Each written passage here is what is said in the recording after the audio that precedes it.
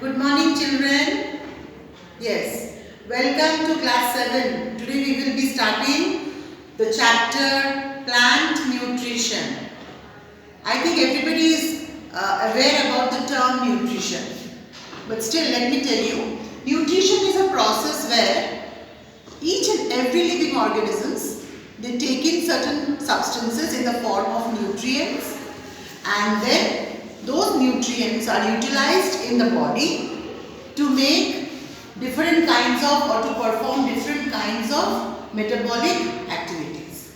Now, what are these metabolic activities? The different types of processes which take place within the living organisms. Today we will be learning about the nutrition, which is one important physiological process in the plants.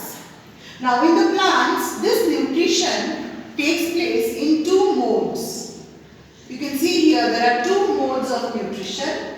One is called autotrophic and the other one is called heterotrophic. Now, when I tell about plant, immediately what comes into your mind? That the plant is having green color. Yes, it is not necessary that plants will always have green color. So we can categorize plants as green plants as well as non-green plants. Now the green plants, they undergo this mode of nutrition which is called autotrophic nutrition.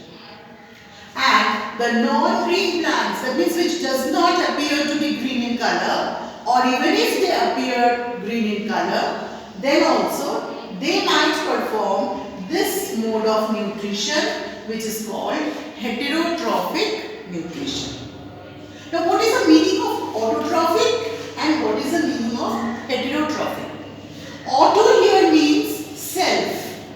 So, when the plants are in the self mode, that means preparing their own food within their body, then it is termed as autotrophic.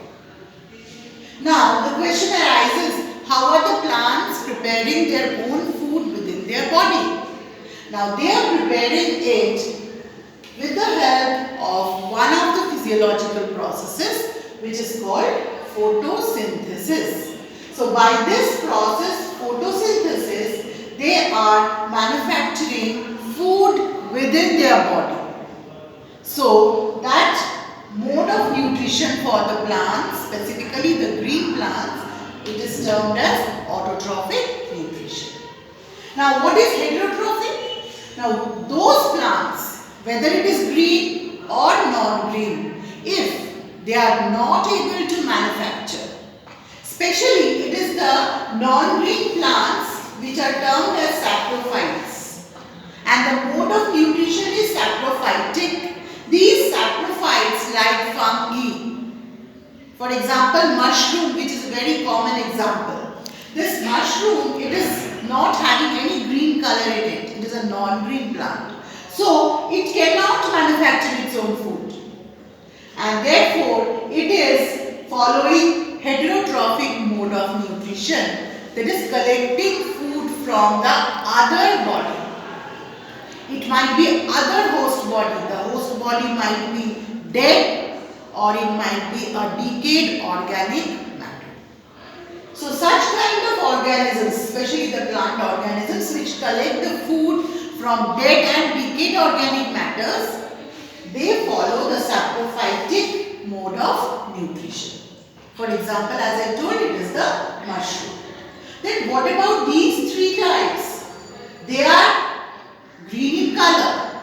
They might be green in color or they might be non-green also. But even if they are green in color, they are very, very lazy plants. They don't want to prepare their food. So what do? Now they depend on other organisms. So they depend on other organisms for various kinds of benefits. Especially the parasitic one. It is depending upon the host body which is living. For example, there is one plant called cuscuta. This cuscuta, it is growing on another living plant and collecting all the food from that living plant. So it is following a type of nutrition which is heterotrophic, and the specific term given to them are called parasitic. There is a very little difference between parasitic and saprophytic. What is it? Saprophytic always is depending upon dead and the decayed organic matter, so which is a dead host. But the parasitic plants, they depend upon the living host, but they are depending on other organisms. So they are coming under the same category, heterotrophic, but with different terms. Symbiotic and insectivorous. These two are also heterotrophic mode. In insectivorous, what we find, the term insectivorous, that means this kind of category which are belonging to, those plants, they are trapping insects. And how do they trap insects? Their body parts are modified in such a way that they can easily catch hold of any insect falling on that body part. Say leaf. If it is a leaf, the leaf is made or is modified in such a manner just like a pitcher. You know what is a pitcher? That pitcher having a lid. The leaf is only in the shape of a pitcher, and with the lid as it is present, that is a leaflet. So immediately when any insect falls on that leaf, the lid closes and the insect is trapped inside the pitcher. So then what it does, it is taking all the chemical substances from that insect and then it is preparing the food, or it is directly consuming that chemical substance in the form of protein. So that is why these insectivorous plants, they are undergoing sometimes, instead of photosynthesis, chemosynthesis, or directly they consume the protein when it is called heterotrophic nutrition.